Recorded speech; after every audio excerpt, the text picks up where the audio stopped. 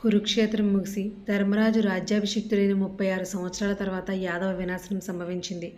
తన 9 కుమారులు యుద్ధంలో మరణించిన దుఃఖం వల్ల గాంధారి కృష్ణుడికిచ్చిన శాప ఫలితమిది. శ్రీకృష్ణుని చూడాలన్న కోరికతో కణ్వుడు, నారదుడు, విశ్వామిత్రుడు తమ శిష్య పరివారంతో ద్వారకకు వచ్చారు. విధివశాత్తు కృష్ణుడి పుత్రుడైన సాంబుడికి గర్భిణీ స్త్రీ వేషం వేసి కొందరు యాదవ యువకులు ఆడబిడ్డ పుడుతుందా మగబిడ్డ పుడుతుందా అని చెప్పమని కపట వినయంతో అడిగారు.